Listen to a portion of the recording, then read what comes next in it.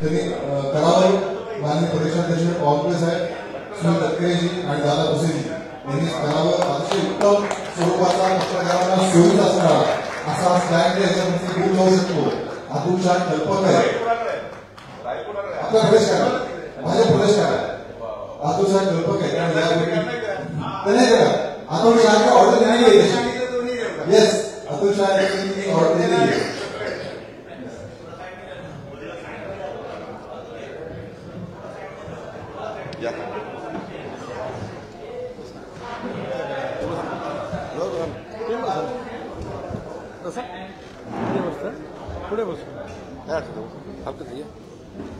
दादाजी या जवळ या. सर्व पत्रकारांचं स्वागत.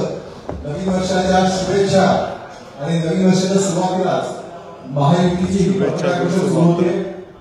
या पत्रकार परिषदेला भारतीय जनता पार्टीचे प्रदेशाध्यक्ष माननीय चंद्रशेखर बावनकुळेजी, राष्ट्रवादीचे अध्यक्ष सुनील तटकरेजी, त्याचबरोबर शिवसेनेचे दादा भुसेजी आणि सगळे गोगवळी हे सगळे इथे आलेले, त्यांचं मी स्वागत करतो आणि विनंती करतो तटकरे साहेबांनी विषय सुरू करावा.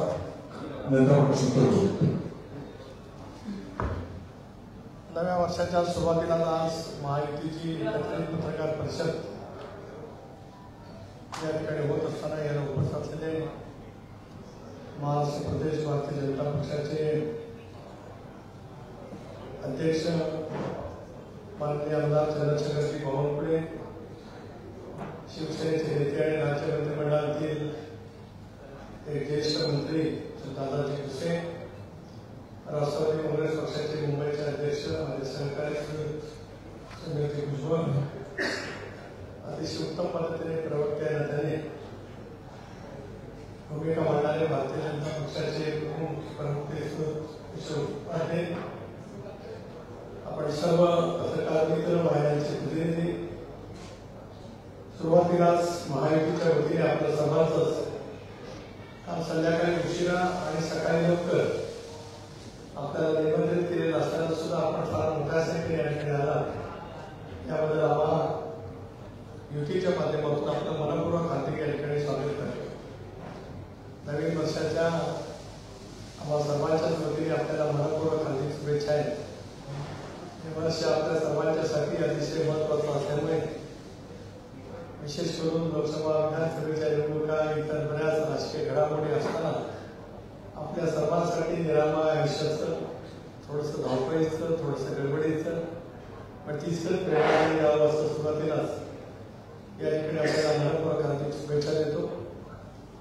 आजच्या पत्रकार परिषदेचा हेतू हाच आहे की महायुती म्हणून आज आम्ही सर्वजण एकत्रितपणाने आगामी येणाऱ्या लोकसभेच्या निवडणुकीला सामोरं जाण्याचा निर्धार केलेला आहे. गेले 10 वर्ष देशाचं नेतृत्व अतिशय यशस्वीपणाने करत आपल्या देशभरामध्ये आणि आंतरराष्ट्रीय स्तरावरती देशाची प्रतिमा खूप मोठ्या प्रमाणावरती उंचावणारे नरेंद्र मोदींजी यांच्या नेतृत्वाखाली देश विकसित होण्याच्या प्रक्रियेमध्ये एका मैदानावरती पोहोचलेला असताना आज आम्ही सारेजण एकत्रितपणाने महाराष्ट्रामध्ये काम करतो. एकनाथराव शिंदे यांच्या नेतृत्वाखाली, देवेंद्रजींच्या नेतृत्वाखाली, अजितदादांच्या नेतृत्वाखाली राज्यामध्ये आज महायुतीचं सरकार त्या ठिकाणी आहे. अशा वेळेला जानेवारी महिन्यापासूनच एकत्रितपणाने महायुतीचे मेळावे संबंधित जिल्ह्यामध्ये वेगवेगळ्या ठिकाणी आयोजित करावे या संदर्भातली माहिती देण्यासाठीच आज आपल्याला आम्ही या ठिकाणी निमंत्रित केलेलं आहे. 14 जानेवारीला राज्यातल्या सर्व जिल्ह्यात एकाच वेळेला महायुतीचे मेळावे त्या ठिकाणी होते. किमान 1000 प्रमुख कार्यकर्ते त्या ठिकाणी उपस्थित असतील असं आज आम्ही निर्धारित केलेलं आहे. पण कदाचित उत्साह तर वाढेलच, त्याच्यामुळे ती संख्या त्याच्यापेक्षा खूप मोठी त्या ठिकाणी राहू शकते. कारण आम्ही एकत्रितपणाने सरकारमध्ये आल्यावर एक मधल्या कालावधीमध्ये समजा राज्यभराचा राज्यव्यापी एक मोठा मेळावा आम्ही वरळीच्या ठिकाणी त्या ठिकाणी घेतला होता. समजा राज्यभरातील तिन्ही पक्षाचे आणि अन्य घटक मित्र पक्षाचे नेते, कार्यकर्ते, सर्व विधानसभा सदस्य, लोकसभा सदस्य, राज्यसभा सदस्य मोठ्या प्रमाणावरती त्या ठिकाणी उपस्थित राहिलेले होते. आमचे सर्व तिन्ही पक्षाचे जिल्हाध्यक्ष, काही ठिकाणी जिल्हा प्रमुख आहेत, शिवसेनेचे संघटनेचे सगळे प्रमुख आहेत, हे त्या ठिकाणी उपस्थित राहिले होते. पण जिल्हा पातळीवरती सुद्धा अधिक व्यापक अर्थाने समन्वय त्या ठिकाणी व्हावा आणि पूर्ण क्षमतेने पूर्ण ताकदीने आगामी येणाऱ्या लोकसभेच्या निवडणुकीला सामोरं जावं या हेतूने आम्ही 14 तारखेला आचारसंहितेची वेळावेळी त्या ठिकाणी आयोजित केलेले आहे. महाराष्ट्रामध्ये 6 प्रादेशिक विभाग आहेत. मुंबई, नाशिक, पुणे, छत्रपती संभाजीनगर, अमरावती, नागपूर या 6 प्रादेशिक विभागामध्ये माननीय मुख्यमंत्री, उपमुख्यमंत्री दोन्ही या तिन्ही नेत्यांच्या प्रमुख उपस्थितीत आणि राज्यातील तिन्ही पक्षाच्या प्रमुख नेत्यांच्या उपस्थितीमध्ये आम्ही जाहीर मेळावे सुद्धा फेब्रुवारीच्या पहिल्या आठवड्यामध्ये त्या ठिकाणी सुरू करणार आहोत आणि फेब्रुवारीच्या मध्यापर्यंत म्हणजे मिड ऑफ फेब्रुवारी ते सगळे मेळावे पूर्ण करण्याचं आज आम्ही या ठिकाणी निर्धारित करत आहोत. आपल्या मार्फत राज्यातील आमच्या तिन्ही पक्षांच्या नेत्यांना पक्षाच्या नेत्यांना सुद्धा हे कळावं, जनतेला सुद्धा कळावं त्या हेतूने आज आपल्याला या ठिकाणी निमंत्रित केले आहे. याही नंतर माझे ज्येष्ठ सहकारी भारतीय जनता पक्षाचे अध्यक्ष बावनकुळे साहेब या ठिकाणी बोलते. हे हिंदीमध्ये सांगा लोकसभेचे मराठी होते मराठी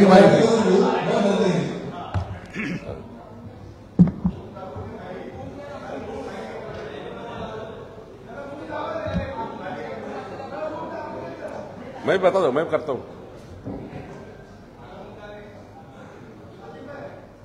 सर्वप्रथम तर आपल्या सर्वांना नवीन वर्षाच्या हार्दिक शुभेच्छा. आताच आदरणीय तटकरे साहेबांनी येणाऱ्या काळामध्ये महायुतीच्या माध्यमातून ज्या पद्धतीने भारताचे लोकप्रिय प्रधानमंत्री आदरणीय नरेंद्र मोदी साहेबांच्या नेतृत्वाखाली अनेक चांगले निर्णय देश पातळीवर झाले, त्याच पद्धतीने राज्य पातळीवर माननीय मुख्यमंत्री महोदय एकनाथजी शिंदे साहेब, उपमुख्यमंत्री महोदय माननीय देवेंद्रजी फडणवीस साहेब, माननीय अजितदादा पवार साहेब यांच्या नेतृत्वाखालच्या सरकारमध्ये अनेक चांगले निर्णय त्या ठिकाणी संपन्न झालेले आहेत. हे सर्व विषय तळागाळाच्या जनतेच्यापर्यंत पोहोचवणं आणि आपण बघितलं असेल की पाठीमागच्या एक वर्षभराच्या पासून शासन आपल्या दारी या मोहिमेच्या अंतर्गत पात्र लाभार्थ्यांना त्यांचा लाभ त्याच्यापर्यंत पोहोचवण्याचं काम त्या ठिकाणी संपन्न करण्यात आलेलं आहे. आणि म्हणून या सर्व बाबी तळागाळातल्या माणसांच्या पर्यंत नेण्याच्या दृष्टिकोनातून महायुतीचे जे सर्व प्रमुख पदाधिकारी आहेत, अगदी गाव पातळीवरच्याही कार्यकर्त्यांचं एक संघटितपणे मनोमिलन, त्याच्यातलं मार्गक्रमण आणि त्याच मुद्द्यांवर येणाऱ्या काळामध्ये मग लोकसभेची निवडणूक असेल किंबहुना येणाऱ्या विधानसभा आणि इतरही ज्या काही निवडणुका असतील त्याच्यामध्ये संघटितपणे मार्गक्रमण करण्याचा निर्धार त्या ठिकाणी करण्यात आलेला आहे. आणि आता जसं सांगण्यात आलंय विभाग पातळीवर, जिल्हा पातळीवर, पुढच्या टप्प्यामध्ये अगदी गाव पातळीपर्यंत त्या ठिकाणी महायुतीच्या सर्व कार्यकर्त्यांचं मेळावे संपन्न करून पुढील रणनीती अगदी तळागाळातल्या कार्यकर्त्यांच्या पर्यंत पोहोचवण्यात येणार आहे.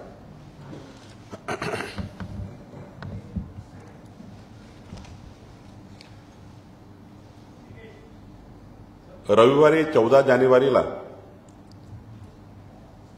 महायुतीचे 36 जिल्ह्यामध्ये आमच्या 11 पक्षाचे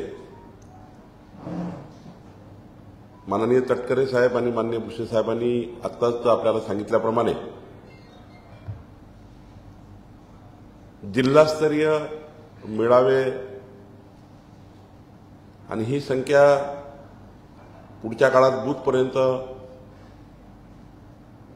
आमच्या तालुका मंडळापर्यंत एकदा जिल्हास्तरीय मेळावे झाले की पुढे तालुकास्तरीय मेळावे होतील, मग बूथस्तरीय मेळावे होतील.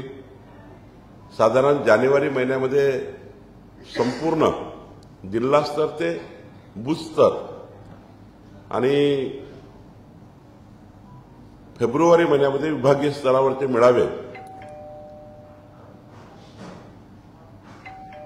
माननीय एकनाथजी, देवेंद्रजी, अजितदादा यांच्या उपस्थितीत होणार आहे.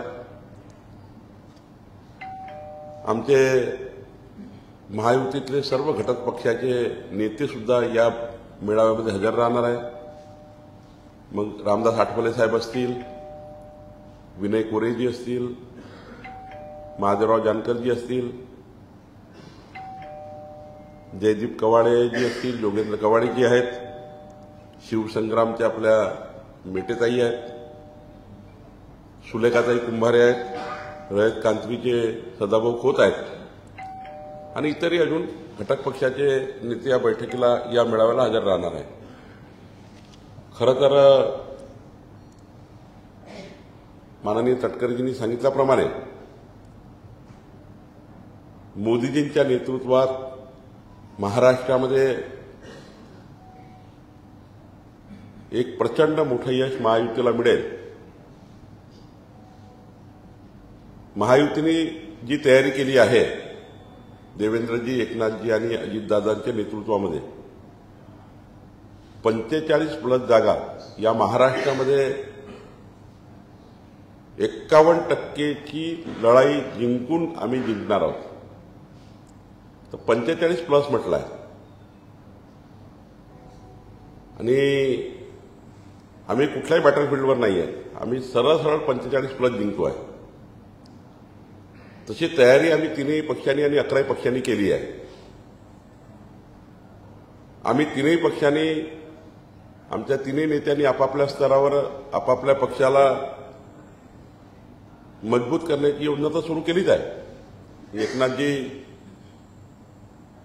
एक प्रवास करताय, अजितदादांनी प्रवास केला आहे, देवेंद्रजी आणि मी प्रवास करतो आहे. या सर्व प्रवासामध्ये ज्या पद्धतीने जनतेच्या मनात मोदीजींच्या नेतृत्वातला भारत निर्माण करण्याचा जनतेने निर्णय घेतला आहे. मी तुम्हाला एक उदाहरण सांगेन. या प्रवासामध्ये तटकरे साहेब, अजितदादा फिरले, त्यांनाही तो महाराष्ट्र रस्ते दिसलेलाच आहे. एकनाथजी रोज फिरतात आहे, देवेंद्रजी फिरत आहे. 50,000 नागरिकांचा विचार केला, मतदारांचा ॲव्हरेज काय आहे. 50,000 नागरिकांना जेव्हा आपण व्यक्त झालो, त्यांच्याशी बोललो की 2024 मध्ये प्रधानमंत्री कोण पाहिजे, तर 47,412 या संवादामध्ये, इतक्या लोकांच्या संवादानंतर फक्त 16 लोक सोडले. सर्वांनी म्हटलं की मोदीजी प्रधानमंत्री पाहिजे आहेत. जनतेमध्ये मध्यमवर्गीय असतील, आर्थिक दुर्बल असतील, मागासवर्गीय समाजातील असतील, 18 पगड जाती, 12 बोलतेदार ओबीसी समाज असेल, मराठा समाज असेल, या राज्यातला संपूर्ण समाज, उत्तर भारतीय असेल, एकही समाज असा नाही की SC ST म्हणजे ट्रायबल भागात सुद्धा मोठ्या प्रमाणावर मोदीजींच्या नेतृत्वातला भारत निर्माण होण्याकरता, मोदीजींच्या संकल्पाला साथ देण्याकरता संपूर्ण महाराष्ट्र मोदीजींच्या पाठीशी उभा आहे. आणि जसे जसे दिवस येतील, मोदीजींच्या नावाचं वादळ जसं जसं महाराष्ट्रात येईल, तसे तसे एकनाथजीकडे, अजितदादाकडे, आमच्याकडे, आमच्या महायुतीच्या पक्षाकडे हा मोठा एक पक्षप्रवेशाचा सुद्धा त्या ठिकाणी निमंत्रण येतात आहे. अजितदादाकडे मोठ्या प्रमाणावर पक्षप्रवेशाचे निमंत्रण आहे, एकनाथजीकडे तर रोजच आहे, आमच्याकडे तर रोजच त्या ठिकाणी आमचा दुपट्टा पाहिजे आहे लोकांना. आणि त्यामुळं महायुतीमध्ये इतके घटक पक्ष जुळणार आहेत की महाविकास आघाडी यांच्या स्टेजवर तुम्हाला फक्त नेते दिसतील आणि समोर कोणीच दिसणार नाही. ही स्थिती या महाराष्ट्रामध्ये होणार आहे. आणि याकरता आम्ही सर्व पक्षाचे लोक आपापल्या स्तरावर, आणि आमची भूमिका स्पष्ट आहे, बूथ स्तरापर्यंत आम्ही 3ही पक्ष आणि 11 पक्ष आमची बांधणी पूर्ण करणार आहोत. बूथ स्तरावरचे कार्यकर्ते सुद्धा एकत्रितपणे बूथवर असले पाहिजे. मंडळ स्तरावरचे, तालुका स्तरावरचे कार्यकर्ते एकत्रितपणे त्या ठिकाणी सोबत काम केलं पाहिजे. आणि राज्य स्तरावर आणि विभागीय स्तरावर, जिल्हा स्तरावर सुद्धा संपूर्ण बांधणी आमची पूर्ण झाली. आणि मला असं वाटतं की आमची महायुती प्रचंड ताकदीने महाविकास आघाडीला परास्त करेल आणि मोदीजींच्या नेतृत्वात म्हणजे जेव्हा मोदीजी प्रधानमंत्री पदाची शपथ घेतील तेव्हा महाराष्ट्रातले 45 खासदार हात वर करून उभे दिसतील. इतकी ताकद आम्ही आमची महायुतीची तयार करतो आहे आणि त्याकरता संपूर्ण रचना आम्ही उभी केली आहे. माननीय सुनील तटकरे जी, दादा भुसे जी और महायुति की इस प्रेस कॉन्फ्रेंस में माननीय तटकरे जी, माननीय दादा भुसे जी और हमने सारे लोगों ने, हमारे नेताओं ने, देवेंद्र जी, एकनाथ जी, अजित दादा, हमने सबने मिलके ये निर्णय लिया है कि 14 तारीख को, 14 जनवरी को महाराष्ट्र में महायुति के डिस्ट्रिक्ट लेवल के हमारे सम्मेलन होंगे. उस सम्मेलन में हमारे सभी पार्टियों के जो मेजर लीडर्स है डिस्ट्रिक्ट लेवल के 300-400 लीडर सभी पार्टियों के उस सम्मेलन में रहेंगे.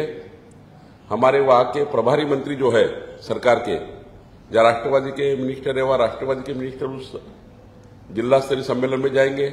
जहां बीजेपी के गार्डियन मिनिस्टर है वो जाएंगे, कहीं शिवसेना के गार्डियन मिनिस्टर वो जाएंगे. डिस्ट्रिक्ट लेवल का सम्मेलन होगा.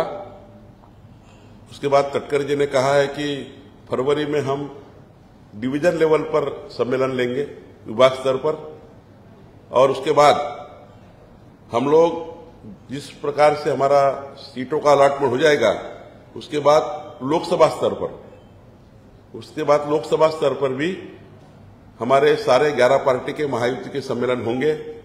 उस सम्मेलन में हमारे विनय कोरे जी है, रामदास आठवले जी है, महादेवराव जानकर जी है, जोगेंद्र कवाड़े, जयदीप कवाड़े जी है, शिव संग्राम की हमारी मेटेताई है, रैत कांति के सदाबाऊ है, हमारी सुलेखाताई कुंभारे जी है, ये सारे, बच्चू कड़ू जी है, ये सारे लोग और 11 पार्टियां हैं, ये सारे लोग इस सम्मेलन में रहेंगे.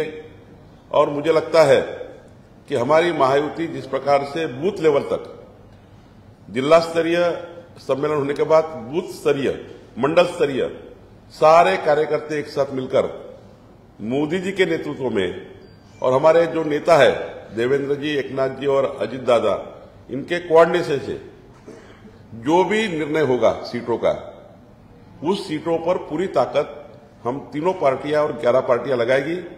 जहां पे जिस पार्टी को सीट जाएगी, राष्ट्रवादी को अगर जो सीट जाती है वहां बीजेपी और शिवसेना पूरी ताकत से 51% से सीटें जीतेगी, इस प्रकार से काम करेगी. जहां एकनाथ शिंदे जी के नेतृत्व में सीटें जाएगी वहां पर बीजेपी और राष्ट्रवादी और हमारी महायुति पूरी ताकत से हमारे बूथ लेवल के कार्यकर्ता 51% ही जिताएंगे. और बीजेपी जहां चुनाव लड़ेगी बाकी सभी पार्टियां बीजेपी के उम्मीदवार को चुनाव जिताने के लिए काम करेगी. ये हमारा निर्णय बूथ लेवल तक हुआ है, बूथ स्तर तक हुआ है, जिला स्तर पे हुआ है. और मैं दावे के साथ कहता हूं, हम सब पार्टियों के लोग 45 प्लस महायुति 45 प्लस सांसद जीतेगी, 51% वोट शेयर लेकर जीतेगी. और जैसे जैसे मोदी जी का जो भी तूफान आने वाला है महाराष्ट्र में, अब राजस्थान में हो गया, छत्तीसगढ़ हो गया, मध्य प्रदेश हो गया, आपको दिखा, अब ये महाराष्ट्र में आने वाला है. और ये तूफान, ये सब झाड़ी पत्तियों को साफ करके, महाविकास आघाड़ी के सारी झाड़ी पत्तियों को साफ करके, और महायुति पूरी ताकत से इस महाराष्ट्र में जीतेगी. अभी तो हमारे सामने ये प्रश्न है, अजित दादा के सामने भी, शिंदे जी के सामने भी और हमारे सामने भी, देवेंद्र जी के भी सामने, रोज इतने पार्टी में आने के लिए लोग, राष्ट्रवादी में, शिवसेना में हमारे पास इतनी कतार लगाकर है कि ये दिन आने वाला है महाराष्ट्र में कि महाविकास आघाड़ी के स्टेज पे सारे नेता दिखेंगे. आपको देखा होगा नागपुर में क्या हुआ, नागपुर की सभा में क्या हुआ. नागपुर की सभा में जितने लोग विकास ठाकरे जी की शादी में थे, उनके बेटे के, उतने भी लोग वहां नहीं थे. तो ऐसी हालत होने वाली है कि महाविकास आघाड़ी के नेताओं की कंपटीशन रहेगी भाषण देने के लिए, स्पीच देने के लिए, लेकिन सामने लोग ही दिखेंगे नहीं. ये स्थिति महाराष्ट्र में आने वाली है. हम निश्चित रूप से 14 जनवरी के डिस्ट्रिक्ट लेवल के सारे हमारे जो सम्मेलन है बहुत ताकत से करेंगे। हमारे सारे गार्डियन मिनिस्टर वहां रहेंगे और पूरे तीनों नेता के नेतृत्व में और हमारी महायुति के सारे नेताओं के नेतृत्व में हम निश्चित रूप से आगे आपको महाराष्ट्र और आने वाले विधानसभा में भी, मैं विधानसभा की भी बात कर रहा हूं, विधानसभा में भी 225 प्लस महायुति क्रॉस करेगी। हमारे तीनों नेता जिस प्रकार से सरकार चला रहे हैं, जिस प्रकार से पिछले 2.5 सालों में सरकार सोई थी, फेसबुक पे थी, ये सरकार के सारे काम ये सरकार कर रही है। जनता के 5 साल में दिए हुए सारे वोटों का कर्जा हम उतारने का प्रयास कर रहे हैं और निश्चित रूप से तीनों नेताओं पे मुझे विश्वास है, हमें विश्वास है सारे नेताओं को। ये तीनों नेता एकनाथ जी, देवेंद्र जी, अजित दादा, ये महाराष्ट्र के आखिरी आदमी का विकास करके आने वाले विधानसभा चुनाव में भी ये महायुति पूरी ताकत से इस महाराष्ट्र में आएगी और हम सारे लोग मिलकर फिर एक बार महाराष्ट्र को देश में क्रमांक 1 पे लाने के लिए हमारे नेता काम करेंगे। यही आशा के साथ हमारा ये चुनावी दौरा चालू हो चुका है और हम तीनों मिलके 11 लोग मिलके महाराष्ट्र में आपको पूरी तरह से महाविजय दिखेगा। इतना ही मुझे कहते।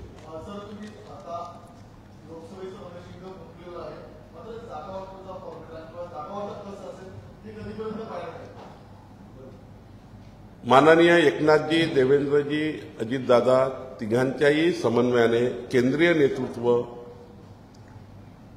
आणि राष्ट्रवादीचे केंद्रीय नेतृत्व आहेत, एकनाथजीकडे आहेत, हे सर्व नेतृत्व बसून आम्हाला काही चिंता नाही आहे, ना राष्ट्रवादीला चिंता आहे, ना शिवसेनेला चिंता आहे, ना आम्हाला चिंता आहे।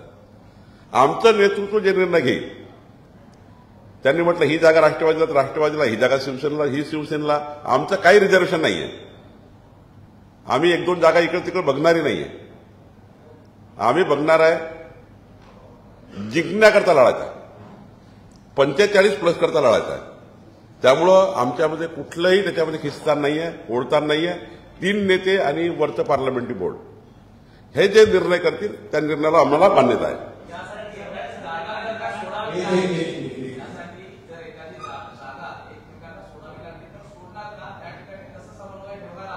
जे जे काही करावं लागेल ते सारं करू। जे जे काही आमचं केंद्रीय नेतृत्व आणि 3 नेते निर्णय करतील ते सारे निर्णय आम्हाला मान्य।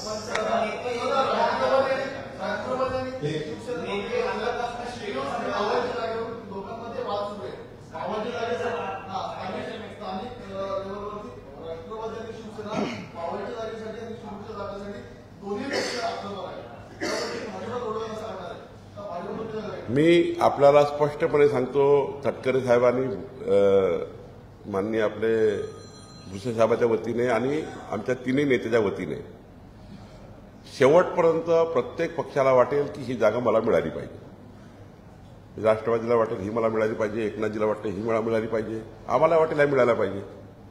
पण शेवटी एका लेवलला केंद्रीय नेतृत्वाने शिक्कामोर्तब केलं, आमच्या 3 नेत्यांनी सही केली, महायुतीने सारा निर्णय झाले, मग मात्र कुठलंही याला गेली की त्याला गेली की त्याचं की त्याचं, मोदीजीच्या नेतृत्वात मतदान करायचं।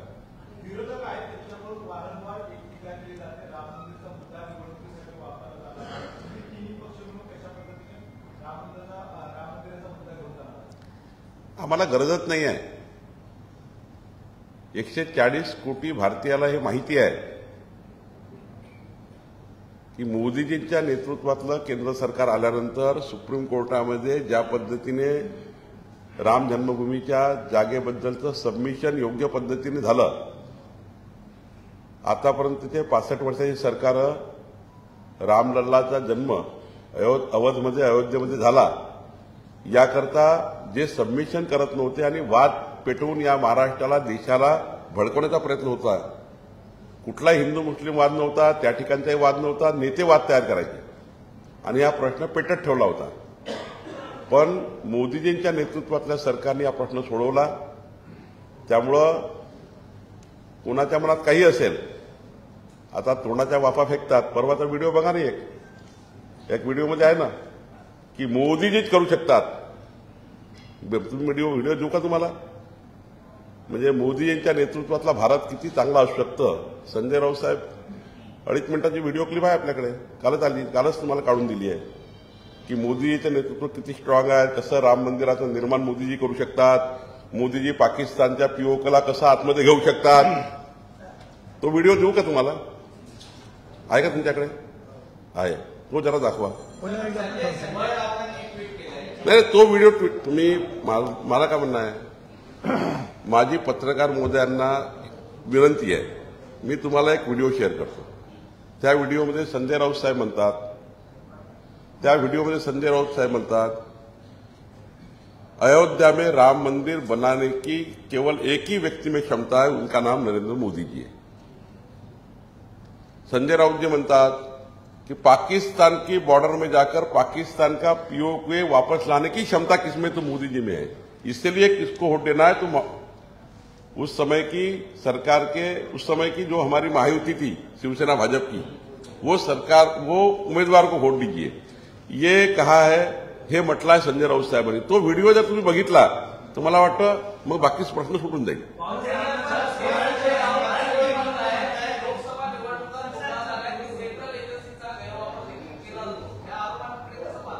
आता हे लोक ऐकू परेशान झाले आहेत. हे लोक आता हे ऐकतही नाही. जर हे ऐकलं असतं तर मग राजस्थानचे निकाल, मध्य प्रदेशचे निकाल, छत्तीसगडचे निकाल किती चांगले आले आहेत. लोक आता हे कंटाळले आहे ऐकण्याने, लोक कंटाळलेले आहेत.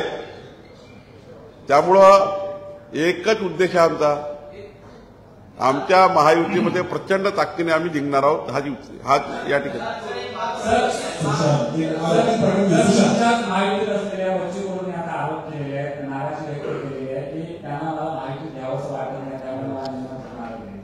नाही, आजच्या बैठकी फक्त एक प्रेस कॉन्फरन्स आहे. आम्ही प्रत्येक जिल्हास्तरीय 14 तारखेच्या आधी आमची महायुतीची बैठक होणार आहे. आमचे सर्व घटक पक्ष त्या बैठकीला येणार आहे. आज फक्त तारीख जाहीर करायची होती म्हणून आम्ही एक शॉर्ट नोटीसवर तिघे एकत्र आलो आहे. प्रसाद लाड उद्या महाराष्ट्रात आले की एक महायुतीची बैठक आमची होईल, त्याच्यामध्ये आम्ही सर्व पक्षाला बोलू आणि त्यामध्ये पूर्ण विस्तृत, शेवटी एखादं संमेलन करायचं असेल ते संमेलन कसं असणार आहे, कोण त्या ठिकाणी जाणार आहे, कोण कोण समन्वय करणार आहे, सारा ढाचा तयार करावा लागणार आहे. आणि त्याकरता हा ढाचा पूर्ण, ह्या संमेलनाचा ढाचा तयार करण्याकरता एक महायुतीची बैठक लवकरच 1-2-3 दिवसामध्ये होईल. त्यात बच्चू कडू असतील, त्यात सारेच नेते असतील आणि आम्ही चांगला ढाचा तयार करून चांगले संमेलन घेऊ. आता महायुतीचं जे काही प्रमुख आम्ही इकडे आहोत, शिवसेना, भारतीय जनता पक्ष, राष्ट्रवादी, त्याच्यासोबतच माननीय बावनकुळे साहेबांनी इतरही प्रमुख नेत्यांची नावं घेतलेली आहेत. त्याच्यामध्ये प्रहार संघटना आणि माननीय बच्चू कडू साहेब पण आमच्या सोबतच आहेत. सर, तुम्ही संजय राऊतांचा उल्लेख केला, परंतु त्यांनी सुद्धा एक व्हिडिओ ट्विट केला आहे. त्यांचं असं म्हणणं आहे की भाजपचे काही नेते जे आहेत ते कुठेतरी शिवसेना जे बाबरी पाटील तेव्हा शिवसैनिक नव्हते असं म्हणतायत, परंतु अटल बिहारी वाजपेयी आणि आडवाणींचा एक मुलाखतीचा व्हिडिओ त्यांनी ट्विट केलाय आणि दावा त्यांनी केलाय की या मुलाखतीत भाजप नेत्यांनी म्हटलं होतं की बाबरी पाडण्याची गरज होती असं. असं आहे की आम्ही जे मांडलाय त्याला आम्ही कधीच नाकारत नाही, पण त्यांनी जे मांडलाय की मोदीजीच असे नेते आहे की अयोध्येमध्ये प्रभू रामचंद्राच्या मंदिराचं निर्माण करू शकतात, एकाच व्यक्तीमध्ये धमक आहे, हे संजय राऊतांनी आपल्या भाषणात 4 वेळा म्हटलंय, 4 स्टेजवर. आणि त्यामुळे आता या विषयात आम्हाला जायचं नाही, याचं आम्हाला राजकारण करायचं नाही. आम्ही तीनही पक्ष हे समाजाच्या शेवटच्या व्यक्तीचं कल्याण करण्याकरता सरकारमध्ये काम करतो आहोत. राम मंदिराचा मुद्दा मतं घेण्याकरता आम्हाला बिलकुल नको आहे, पण याचा अर्थ असा नाही आहे प्रभू रामचंद्राचं आराध्य दैवताचं आमचं जे स्थान आहे ते 140 कोटी भारतीयाच्या मनात आहे आणि सर्वांची श्रद्धा त्या ठिकाणी आहे. या श्रद्धास्थळाच्या विषयावरचं राजकारण होऊ नये. आम्ही त्या विषयाचं राजकारण बिलकुल करत नाही आहे, पण 527 वर्षानंतर तंबूतले रामलल्ला जगातल्या सर्वात सुंदर मंदिरात जात असताना जनजागरण त्या ठिकाणी, जनतेच्या मनात त्या ठिकाणी ज्या भूमिका आहे त्या लोकांना मांडतात आहे. त्यांना तो स्मेल जातो आहे राजकारणाचा, त्याला आम्ही काही करू शकत नाही. आपने तो घोषणा कर दी महायुति की और आने वाले चुनाव को लेकर, लेकिन थाने हो, कल्याण हो, शिरूर हो, मावल हो और रत्नागिरी सिंधुदुर्ग ऐसे सीटों को लेकर नहीं जम रही है, क्योंकि किरण सावंत जो स्टेटस रख रहे हैं कि मैं किरण सावंत, मुझे रोकेगा कौन, कभी वो उद्धव ठाकरे की मशाल भी लगा देते स्टेटस पे, चल क्या है? देखिए, मैं बार बार कह चुका हूं कि ये चलेगा, ये महायुति में चलता ही है. एक पार्टी में चलता है तो 3 पार्टियां हैं, 11 पार्टियां, ये चलेगा. वो कोई डिमांड करेंगे, वो कोई डिमांड करेंगे, यहां डिमांड करेंगे, वहां डिमांड करेंगे. बट एक लेवल ऐसी आती है कि जो हमारे नेता जब बैठ जाते हैं, हमारे महायुति के नेता, हमारे केंद्र के नेता सब बैठ जाएंगे और फाइनल लिस्ट लाएंगे. हम सारे लोग, बीजेपी का कोई रिजर्वेशन रहेगा नहीं, राष्ट्रवादी का कोई रिजर्वेशन नहीं, एकनाथ जी का कोई रिजर्वेशन नहीं है, हम सारे लोग कोई नाराजी रखते नहीं हुए. हमारा एक ही उद्देश्य है, मोदी जी के नेतृत्व का भारत निर्माण करना.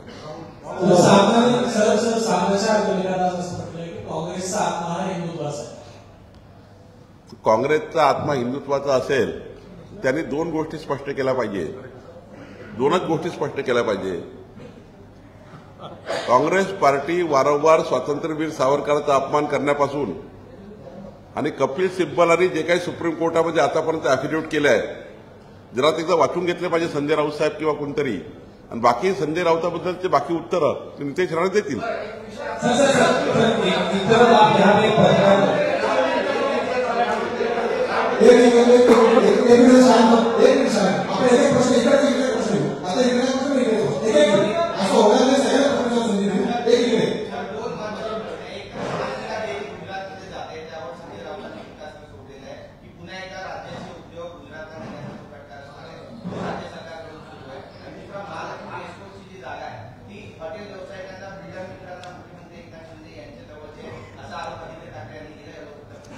फेक नरेटिव्ह तयार करतात. फेक नरेटिव्ह आहे. नरेटिव्ह सकाळी तयार करतात ते काहीतरी बसून, आणि महाराष्ट्राला दिवसभर मीडियामध्ये येण्याकरता काही ना काही देत राहतात. ते नितेश राणे तुमचं उत्तर देईल ना त्यांचं. नितेश राणेंनी तयार केलं आहे त्याचं उत्तर, पण फेक नरेटिव्ह तयार करतात. मोठ्या पराजयाच्या भीतीने महाविकास आघाडीतील नेते दररोज अशा पैशा कल्पकल्पित कथा त्यांना दिवसभरामध्ये सतत मीडियाच्या समोर राहायचं असल्यामुळे ते तशा पैसे करण्याचा प्रयत्न करतात. याच्यापेक्षा त्या गोष्टीला कुठल्याही महत्व त्या ठिकाणी नाही.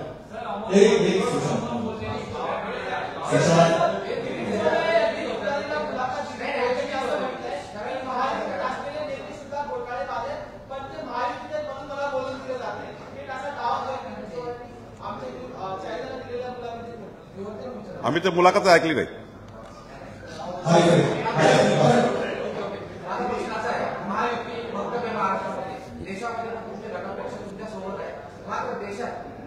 आमदार आढळल्याचा पक्ष तुमच्या सोबत आहे केंद्रामध्ये, मात्र त्यांनी काही दावा केलाय राम मंदिर ज्या ठिकाणी उभारले गेले त्या ठिकाणी मस्जिद नव्हते, मंदिरे नव्हतं आणि त्या ठिकाणी गौतम बुद्धांची मूर्ती होती. याला तुम्ही कसं खोटा त्या मुद्द्यावर? अरे बाबा, सुप्रीम कोर्टाने या विषयाचा सविस्तर निकाल दिल्यानंतर आणि देशाच्या सर्वोच्च व्यासपीठाने निकाल दिल्यानंतर किंतु परंतुचे प्रश्न थांबतात.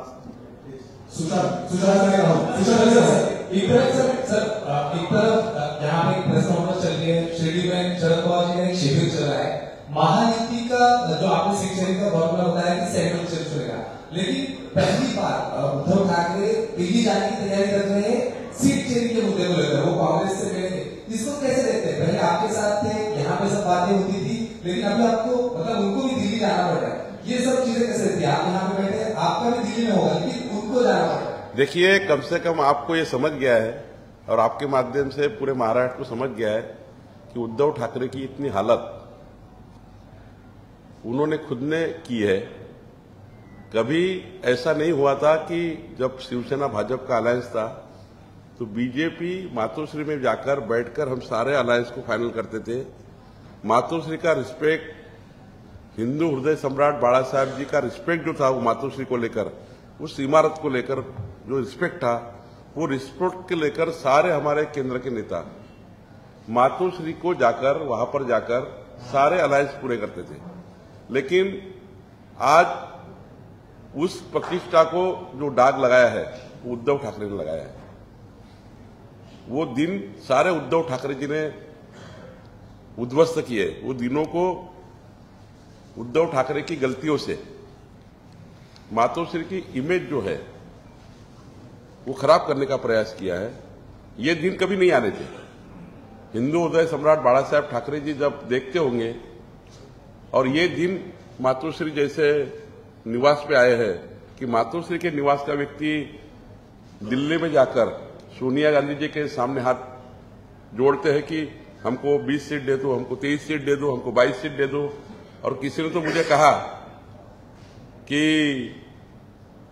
उनको सीटों को लेकर भी ये नकारा गया है। ये स्थिति आने वाली पक्की है महाराष्ट्र में कि उद्धव जी को कहा कि आपको 4 ही सीट देना है तो भी वो महाविकास आघाडी में रहेंगे। 25 वर्षांची युती होती ती आदित्य ठाकरेंमुळे तुटल्याचा दावा हा दीपक केसरकरांनी केलेला आहे। नाही, मला वाटतं की याच्यामध्ये ही प्रेस कॉन्फरन्स नाही आहे। त्या लेवलला ते प्रश्न विचारले पाहिजे।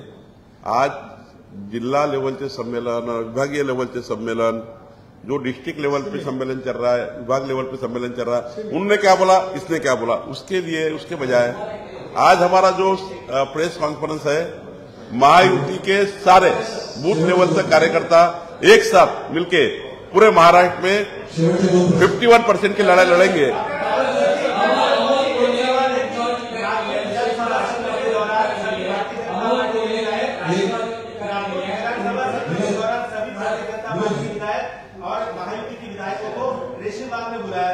लेकिन अजीत दादा और राष्ट्रवादी के विधायक नहीं गए थे। अब 22 तारीख को राम मंदिर का प्राण प्रतिष्ठापना है, तो अजीत दादा और एनसीपी के विधायक वहां जाएंगे क्या? देखिए, किसी ने बुलाया नहीं था, आपकी ये गलत भावना है। हमने कहा था कि भाई नागपुर में है और नागपुर में है तो सभी लोगों ने अब ऐसा जरूरी नहीं है एक नाथ जी दूसरे दिन गए, ऐसा जरूरी नहीं था कि सबने आना चाहिए। हमने सभी को कहा कि नागपुर में एक स्थल ऐसा है जो राष्ट्र निर्माण के लिए, देश निर्माण के लिए वहां पर एक केंद्र है, दर्शन करने आना चाहिए। इसके लिए वो नहीं आए इसमें क्या फर्क पड़ता है?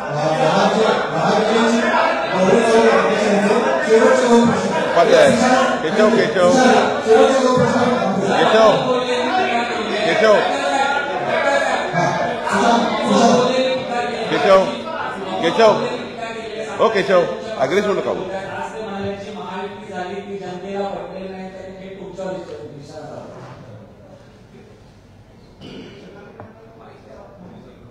जुन्नर ते बारामती शेतकऱ्यांचा आक्रोश सांगत ज्यावेळी यात्रा काढली त्या यात्रेला प्रचंड अभूतपूर्व जगाच्या पाठीवरचा फार मोठा प्रतिसाद मिळाला असल्यामुळे आता त्याला बरंच काही त्या ठिकाणी सूचना पाहायला मिळत आहे। बावनकुळे साहेबांनी दादा कुशीने सांगितल्याप्रमाणे आमच्या सर्वांचं उद्दिष्ट 45+ आहे। त्यामुळे कुणी काही बोलू या सगळ्या जागांच्या वरती आम्ही प्रचंड मताधिक्याने त्या ठिकाणी निवडून येणार आहोत।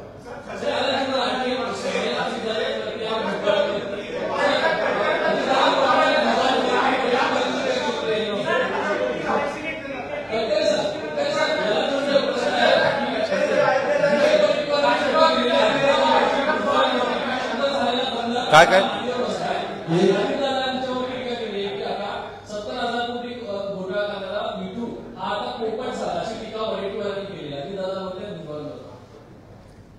एक असं आहे की ज्या वडट्टीवारांना त्यांच्या पक्षाची किंमत नाही, त्या वडट्टीवाराच्या कुठल्याही आरोपाला आम्हाला उत्तर देण्याची बिलकुल त्या ठिकाणी आवश्यकता नाही।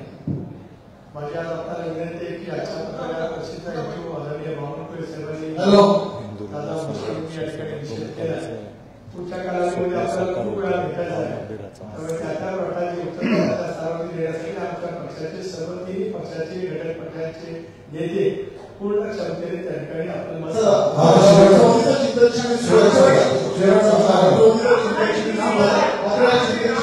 रोहित पवारांनी 5 निवडले आहे।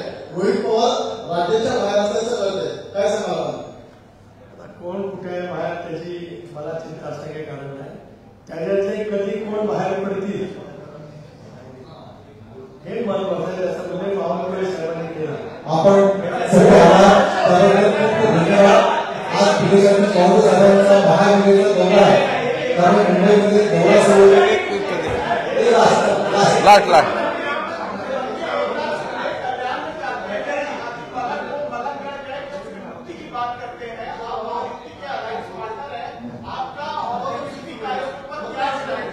क्या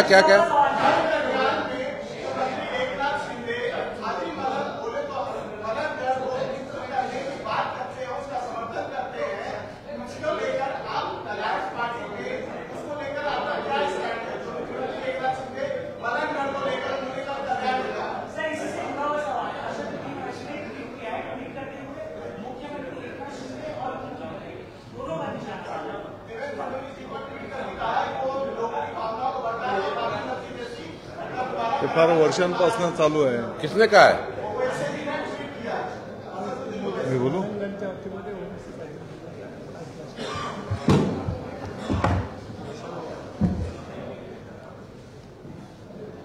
कल्याणचं जे हाजी मलंग आहे, कल्याण का जो हाजी मलंग, उसके बारे में आप सबको पता है. शायद 30-40 साल पहले से लेकर धर्मवीर आनंद जी दिघे साहब ने वो हाजी मलंग नहीं श्री मलंगगढ़ है, ये मुहिम 30-40 साल पहले से चलाई है. उनका दावा था यहां पर नाथ संप्रदाय का मंदिर था और उनके नेतृत्व में ये मुहिम 30-40 साल से चलाई जा रही है. वो कुछ नई बात नहीं है. तो उस दावे के ऊपर हम सब कायम हैं. और आपके मालूमात के लिए हिंदू हृदय सम्राट शिवसेना प्रमुख माननीय बाळासाहेब ठाकरे साहेबांचं जे स्वप्न होतं, अयोध्येमध्ये प्रभू श्रीरामचंद्रांचं भव्य दिव्य मंदिर झालं पाहिजे, आम्हा सर्व शिवसैनिकांना आनंद आहे. माननीय प्रधानमंत्री महोदय मोदी साहेबांच्या नेतृत्वाखाली अयोध्येमध्ये 22 तारखेला राम मंदिराचं त्या ठिकाणी लोकार्पण होत आहे आणि म्हणून सर्व भारतीयांच्या सोबतच विशेषतः शिवसैनिकांना त्या ठिकाणी आनंद आहे. शिवसेना प्रमुखांचं स्वप्न साकार होत आहे. आपण सगळे आभार. धन्यवाद.